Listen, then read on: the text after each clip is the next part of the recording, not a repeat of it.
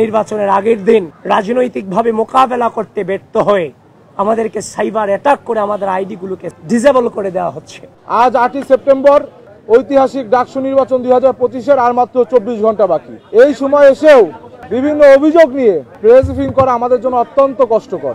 আপনারা জানেন, আজ সকাল থেকে বাংলাদেশ জাতীয়তাবাদী ছাত্রদল সমর্থিত বিবি প্রার্থী আবিদুল ইসলাম খানের আইডিটি সাইবার অ্যাটাকের মাধ্যমে সকাল 9:30টায় ডিসেবল করে দেওয়া হয়। বারংবার তিনি পুনরুদ্ধারের চেষ্টা করেছেন, তার আইডি ভেরিফাইড হওয়া সত্ত্বেও তিনি এখনো পুনরুদ্ধার করতে পারেননি। ঠিক একইভাবে আমি জিএস প্রার্থী তানভীর বাড়ি হামিম, আমার আইডিটি 11:30টার দিকে ডিসেবল করা হয় সাইবার অ্যাটাকের মাধ্যমে। বারংবার চেষ্টা করছি কিন্তু পুনরুদ্ধার সম্ভব হচ্ছে না। একবার পুনরুদ্ধার হয় আবার লক হয়ে যায়। একইভাবে আমাদের এজিএস প্রার্থী তানভীর আল হাদি মায়েদ, তার আইডিটি ভেরিফাইডও না, কিন্তু তার আইডিটিও একই অবস্থা, ডিসেবল হচ্ছে। আমি ঘুম থেকে উঠে আমি যখন প্রিপারেশন নিচ্ছিলাম আমি বাসা থেকে বের হব, ঠিক ওই মুহূর্তে আমি দেখতে পেলাম আমার আইডি নাই হয়ে গেছে, ডিসেবল হয়ে গেছে। আমি বিভিন্ন প্রমাণাদির মধ্য দিয়ে ইনস্ট্যান্ট আপিল করে আমি প্রাথমিকভাবে আমি আমার আইডি নিয়ে আসছিলাম। প্রথমবার যখন আমি দেখলাম ব্ল্যাঙ্ক দেখাচ্ছিল, এর পরবর্তীতে আমি আইডি উদ্ধারের পরে আমি আমার ফেসবুক প্রোফাইলে একটা পোস্ট করেছিলাম যে ঢাকা বিশ্ববিদ্যালয় এবং বাংলাদেশকে সচেতন থাকবার জন্য। ঠিক এই পোস্টের 56 থেকে 57 মিনিট পর আবারও একইভাবে আমার আইডিকে ডিসেবল করে দেওয়া হয়। আপিল করে রেখেছি প্রমাণাদি দিয়ে।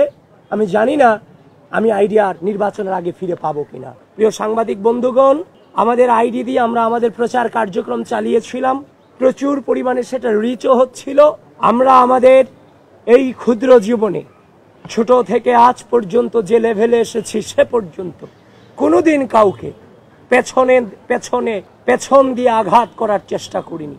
আমরা যোগ্যতার বিপরীতে যোগ্যতা দিয়ে লড়াই করার চেষ্টা করেছি।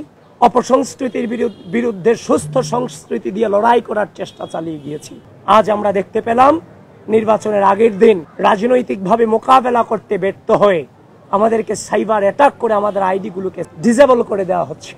এই ঢাকা বিশ্ববিদ্যালয় 5 আগস্ট পূর্ববর্তী সময়ে আমরা লড়াই সংগ্রাম চালিয়ে গেছি সকল রাজনৈতিক অপসংস্কৃতির বিরুদ্ধে, এবং 5 আগস্ট পরবর্তী সময়ে সুস্থ রাজনৈতিক সংস্কৃতি চর্চা করতে গিয়ে আমরা একটা অদৃশ্য শক্তির বিরুদ্ধে এই ক্যাম্পাসে লড়াই চালিয়ে গিয়েছি, যারা শিক্ষার্থীদের মানবাধিকার বিশ্বাস করে না, যারা শিক্ষার্থীদের মত প্রকাশকে ভয় পায়।